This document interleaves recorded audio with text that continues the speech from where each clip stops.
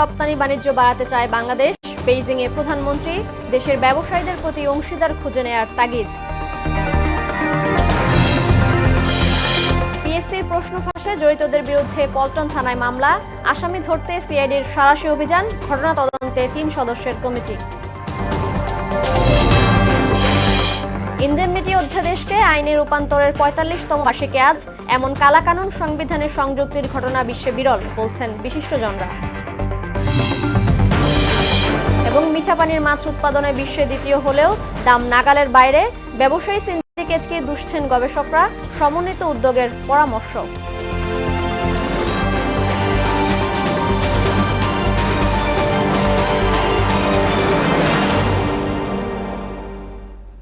আসসালামু আলাইকুম, সবাইকে মোহনা সংবাদে স্বাগত। শুনছিলেন শিরোনাম, সঙ্গে আছে মার্জিয়া তিশা। এবার বিস্তারিত। বাংলাদেশি ব্যবসায়ীদের চীনা অংশীদার খোঁজার আহ্বান জানিয়েছেন প্রধানমন্ত্রী শেখ হাসিনা। চীনের রাজধানী বেইজিংয়ে দুদেশের মধ্যে ব্যবসা বাণিজ্য ও বিনিয়োগের সুযোগ সুবিধা বিষয়ক বিশ্ব সম্মেলনে এই আহ্বান জানান প্রধানমন্ত্রী শেখ হাসিনা। তিনি বলেন, চীনের সঙ্গে রপ্তানি বাণিজ্য আরও বাড়াতে চায় বাংলাদেশ। সেই সাথে চীনের সঙ্গে পারস্পরিক অংশীদারিত্ব আরও বেগবান ও সহযোগিতা বাড়াতে দুদেশের মধ্যকার সম্পর্ককে আরও শক্তিশালী করার কথাও জানান তিনি। কাল চীনের প্রেসিডেন্ট শি জিনপিং এর সাথে দ্বিপাক্ষিক বৈঠক করার কথাও রয়েছে সরকার প্রধানের। অরাজনৈতিক কোটা আন্দোলনে উস্কানি দিয়ে বিএনপি পরিস্থিতি ঘোলাটে করার চেষ্টা করছে বলে অভিযোগ করেছেন আওয়ামী লীগ সাধারণ সম্পাদক ওবায়দুল কাদের। বলেন, নিজেরা আন্দোলনে ব্যর্থ হয়ে কোটা আন্দোলনের উপর ভর করে সরকার হটাতে চায়। সকালে বঙ্গবন্ধু এভিনিউতে ঢাকা মহানগর, উত্তর দক্ষিণ ও সকল সহযোগী সংগঠনের যৌথ সভায় এসব কথা বলেন তিনি। জনদুর্ভোগ রোধে কোটা সংস্কার আন্দোলনকারীদের খেয়াল রাখারও আহ্বান জানান কাদের। হাইকোর্টের রায়ের বিপক্ষে সরকার আপিল করার কোটা আন্দোলন নিয়ে সরকারের অবস্থান পরিষ্কার বলেও দাবি করেন ওবায়দুল কাদের। উচ্চ আদালতে যে মামলা, তাদের পক্ষ থেকে প্রতিনিধিত্ব করার লয়ার নিয়োগ করেছেন এবং তারা আদালতে যথাসময়ে আছে। এটাও আমি মনে করি একটা যৌক্তিক সিদ্ধান্ত। পিএসসির প্রশ্ন ফাঁসে জড়িত অভিযোগে প্রতিষ্ঠানটির 2 উপপরিচালক সহ 17 জনকে গ্রেফতারের পর মামলা করেছে সিআইডি। আসামির তালিকায় পিএসসির চেয়ারম্যানের সাবেক গাড়ি চালক, ভাইরাল হওয়া সৈয়দ আবেদ আলী জীবন ও তার ছেলে সোহানুর রহমান সিয়াম সহ অর্ধশতাধিক ব্যক্তি রয়েছেন। সোমবার রাতে সিআইডির পক্ষ থেকে রাজধানীর পল্টন থানায় এই মামলা দায়ের হয়। বিষয়টি নিশ্চিত করে সিআইডির অতিরিক্ত বিশেষ পুলিশ সুপার আজাদ রহমান জানান, প্রশ্ন ফাঁসে জড়িতদের ধরতে সাঁড়াশি অভিযান চলছে। এদিকে প্রশ্ন ফাঁসের ঘটনার তদন্তে 3 সদস্যের একটি কমিটি গঠন করেছে সরকারি কর্ম কমিশন। মঙ্গলবার সকালে পিএসসির চেয়ারম্যান সোহরাব হুসাইন গণমাধ্যমকে এ তথ্য জানিয়েছেন।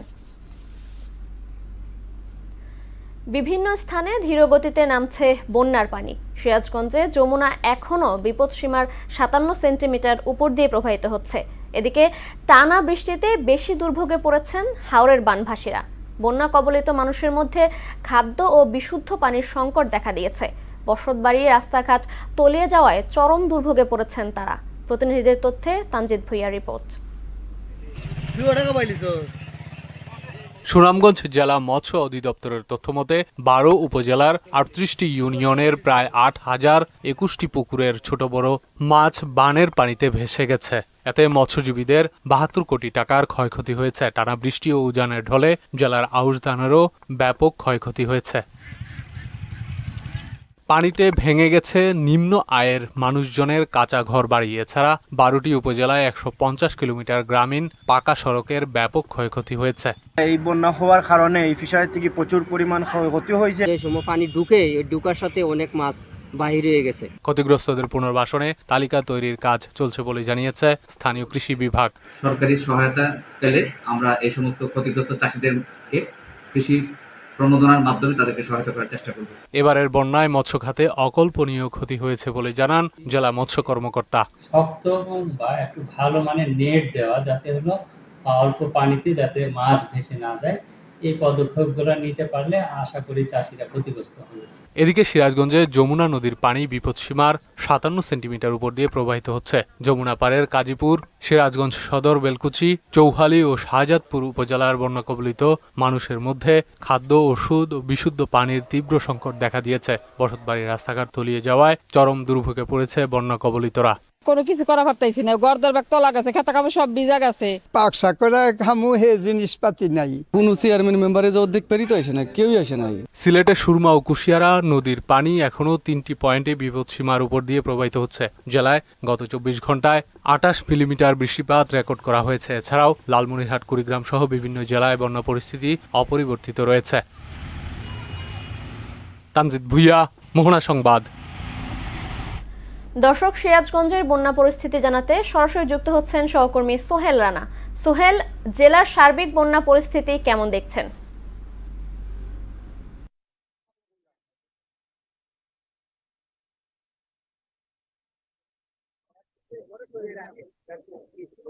জি ধন্যবাদ তিশা। আপনি জানেন উজান থেকে নেমে আসা পাহাড়ি ঢলে এবং টানা বর্ষণে কিন্তু যমুনা নদী পানি অনেকটা প্লাবিত হওয়ার কারণে কিন্তু সিরাজগঞ্জে বন্যা পরিস্থিতি, সিরাজগঞ্জে পয়েন্টে কিন্তু 61 সেন্টিমিটার বিপদসীমা 61 সেন্টিমিটার উপর দিয়ে কিন্তু প্রবাহিত হয়েছে। গত 3 দিনে কিন্তু এই পানি কমে কিন্তু এখন বর্তমানে সিরাজগঞ্জ পয়েন্টে 46 সেন্টিমিটার উপর দিয়ে প্রবাহিত হচ্ছে এবং কাজীপুর পয়েন্টে 30 সেন্টিমিটার উপর দিয়ে কিন্তু প্রবাহিত হচ্ছে, বা বিপদসীমা 30 সেন্টিমিটার উপর দিয়ে প্রবাহিত হচ্ছে।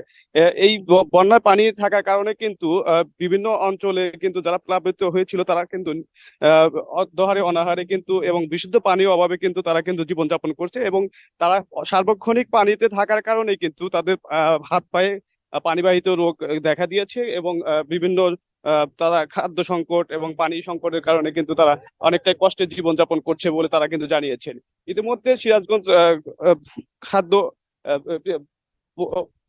ইতিমধ্যে তারা কিন্তু খাদ্য সংকটে দেখা দেওয়াতে পানি উন্নয়ন বোর্ড এবং জেলা প্রশাসনের উদ্যোগে কিন্তু বিভিন্ন অঞ্চলে তারা কিন্তু খাদ্য ইতিমধ্যে বিতরণ শুরু করেছে বলে জানিয়েছেন। এখন পর্যন্ত সিরাজগঞ্জের 13,000 মেট্রিক টন চাল, 25 লক্ষ টাকা এবং 1,000 প্যাকেট শুকনো খাবার কিন্তু তারা বিতরণ কার্যক্রম শুরু করেছে বলে জানিয়েছেন ত্রাণ ও পুনর্বাসন কর্মকর্তারা। পানি উন্নয়ন বোর্ডের কর্মকর্তারা জানিয়েছেন ইতিমধ্যে প্রায় 30 সেন্টিমিটার কিন্তু আপনার কাজীপুর পয়েন্টে পানি কমাতে কিন্তু পানিটা অনেকটা বন্যা উন্নতির দিকে গেছে বলে তারা কিন্তু জানিয়েছেন। কৃষি সম্প্রসারণ অধিদপ্তর জানিয়েছেন প্রায় 6,500 হেক্টর জমি আবাদি জমিতে কিন্তু তারা কিন্তু পানি প্লাবিত হওয়ার কারণে তারা অনেকটাই ক্ষতিগ্রস্ত হয়েছে বলে জানিয়েছে কৃষকেরা। এদিকে সিরাজগঞ্জের 75টি শিক্ষা প্রতিষ্ঠানে কিন্তু 75টা শিক্ষা প্রতিষ্ঠানে পানি প্লাবিত হওয়ার কারণে কিন্তু শিক্ষা কার্যক্রম ব্যাহত হচ্ছে বলে জানিয়েছেন তারা।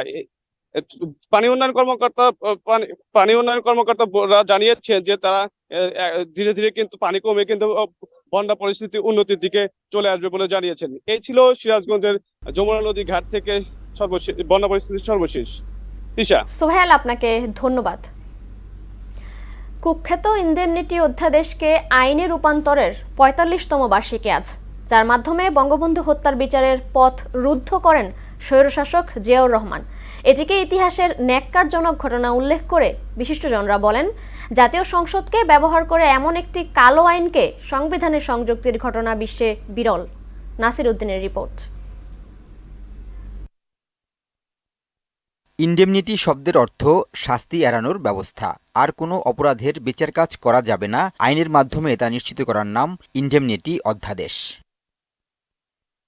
1975 সালের 15 আগস্ট বঙ্গবন্ধু হত্যার পর অবৈধভাবে ক্ষমতা দখল করে রাষ্ট্রপতি হওয়া খন্দকার মোস্তাক আহমেদ সংসদ ভেঙে দেন। এরপর বঙ্গবন্ধুর খুনিদের বাঁচিয়ে তাদের দায়মুক্তি দিতে 1975 সালের 26 সেপ্টেম্বর ইনডেমনিটি অধ্যাদেশ জারি করেন, যা অধ্যাদেশ নম্বর 50 নামে অভিহিত হয়। এরপর স্বৈরশাসক জিয়াউর রহমানের দমনপীড়নের মুখে 1979 সালের 18 ফেব্রুয়ারি দ্বিতীয় জাতীয় সংসদ নির্বাচন অনুষ্ঠিত হয়। এ নির্বাচনে জিয়াউর রহমানের রাজনৈতিক দল বিএনপি 207টি আসনে জয়ী জয়ী হয়ে সরকার গঠন করে। 1979 সালের 9 জুলাই বাংলাদেশ সংবিধানের 5ম সংশোধনীর পর বিএনপি নেতৃত্বাধীন সংসদ ইনডেমনিটি অধ্যাদেশকে আইনে রূপান্তর করে। এর ফলে রুদ্ধ হয়ে যায় বঙ্গবন্ধু হত্যাকাণ্ডের বিচার প্রক্রিয়া। একটা দেশের জাতীয় সংসদকে ব্যবহার করে এটাকে আইনে রূপান্তর করা, যে বিচার করা যাবে না, কখনোই বিচার করা যাবে না, এবং সেটা সংবিধানে যুক্ত করা, যেই সংবিধান হচ্ছে একটা দেশের পবিত্র একটা দলিল, সেই দলিলে এটা যুক্ত করা, এটা যে কত বড় অন্যায়, কত বড় অপকর্ম,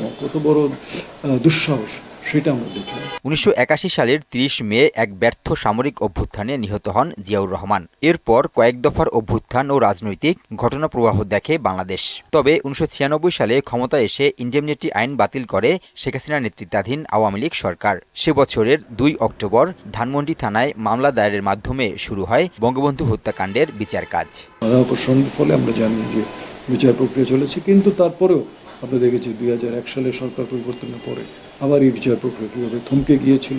2010 সালের ফেব্রুয়ারিতে সংবিধানের 5ম সংশোধনীকে অবৈধ ঘোষণা করে রায় দেন হাইকোর্ট।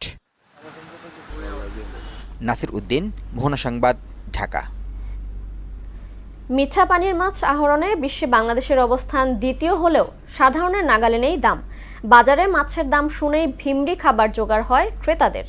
গবেষকরা বলছেন, খামারে উৎপাদন খরচ বেড়ে যাওয়া এবং ব্যবসায়ী সিন্ডিকেটের কারণে চড়া মাছের বাজার। আছে সরকারি তদারকিরও অভাব। সংকট সমাধানে সমন্বিত উদ্যোগ নেয়ার পরামর্শ দিয়েছেন তারা। মিরাজ সুমনের ক্যামেরায় উষা ফেরদৌসের রিপোর্ট। নদ নদী, খালবিল, হাওর বাওর সহ উন্মুক্ত জলাশয়ে মিঠা পানির মাছ আহরণে বিশ্বে এক ধাপ এগিয়ে দ্বিতীয় অবস্থানে উঠে এসেছে বাংলাদেশ। জাতিসংঘের খাদ্য ও কৃষি বিষয়ক সংস্থা এফএওর প্রতিবেদন অনুযায়ী দেশে মিঠা পানিতে বছরে 13,22,000 টন মাছ উৎপাদন হয়, যা বৈশ্বিক উৎপাদনের 12.5%। বাস্তবতা হলো, এত উৎপাদনের পরও দেশের মাছের বাজার চড়া। বাজারে গিয়েই চক্ষু চড়ক গাছ নিম্ন ও মধ্যমায়ের মানুষের। দাম শুনেই দৌড়ে পালায় মাছে ভাতে বাঙালি নামের চিরচেনা প্রবাদ। দেশি মাছ তো এখন আপাতত দেখাই যাইতেছে না, বাজারে ওরকম দেশি মাছ নেই। মিঠা পানির যে মাছগুলা মানে দামও বেশি, আবার স্বাদ তো নেই বললেই চলে আর কি। আমাদের দেশে উৎপাদন যে জিনিসটা বেশি, সেই জিনিসটা আমাদের দেশে দাম বেশি। পাপ্তা ঠিক আছে, 400টা মনে করেন আপনার 350-400 টাকা কিলো পাওয়া যায়। আর যেটা আপনার নদীর দেশি, ওটা লাগবে মনে করেন আপনার 1000 টাকা লাগবে। বাইম মাছ কিনতাম 700-800 টাকা, আজকে দাম বললো 1400 টাকা। তো এটা আসলে বাংলাদেশি প্রোডাক্ট। উন্মুক্ত জলাশয় থেকে আহরণ করা মাছের অর্ধেকই ইলিশ।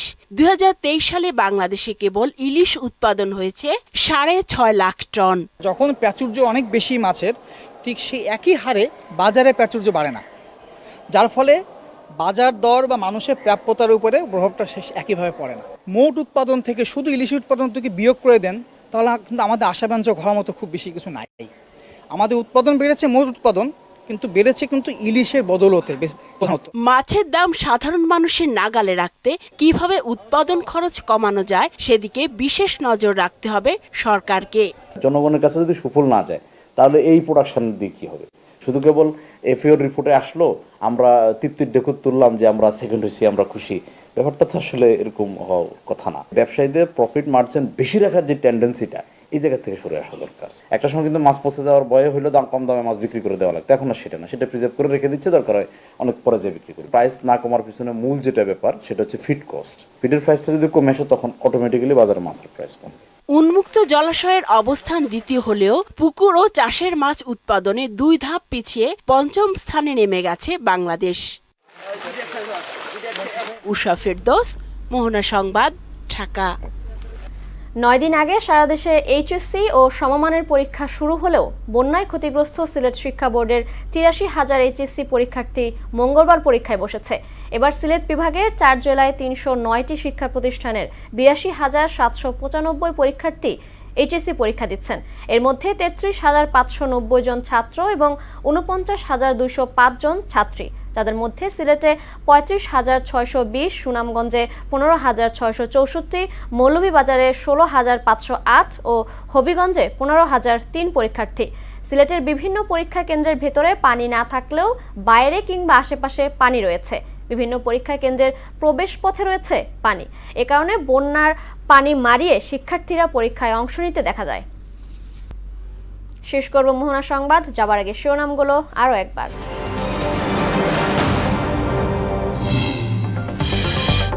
চীনের সঙ্গে রপ্তানি বাণিজ্য বাড়াতে চায় বাংলাদেশ, বেইজিংয়ে প্রধানমন্ত্রী, দেশের ব্যবসায়ীদের প্রতি অংশীদার খুঁজে নেয়ার তাগিদ। পিএসসি প্রশ্ন ফাঁসে জড়িতদের বিরুদ্ধে পল্টন থানায় মামলা, আসামি ধরতে সিআইডির সাঁড়াশি অভিযান, ঘটনা তদন্তে 3 সদস্যের কমিটি। ইনডেমনিটি অধ্যাদেশকে আইনে রূপান্তরের 45তম বার্ষিকী আজ, এমন কালাকানুন সংবিধানের সংযুক্তির ঘটনা বিশ্বে বিরল, বলছেন বিশিষ্টজনরা। এবং মিঠা পানির মাছ উৎপাদনে বিশ্বে দ্বিতীয় হলেও দাম নাগালের বাইরে, ব্যবসায়ী সিন্ডিকেটকে দুষছেন গবেষকরা, সমন্বিত উদ্যোগের পরামর্শ। এই ছিল মোহনা সংবাদে। পরবর্তী সংবাদ বিকেল 5:30টায়। এর আগে সংবাদ এক নজরে দেখবেন বিকেল 3টায়। মোহনার সবশেষ খবর জানতে ভিজিট করুন www.mohana.tv। সংবাদ দেখতে পারেন ফেসবুক ও ইউটিউবেও। এতক্ষণ সঙ্গে থাকার জন্য ধন্যবাদ সবাইকে।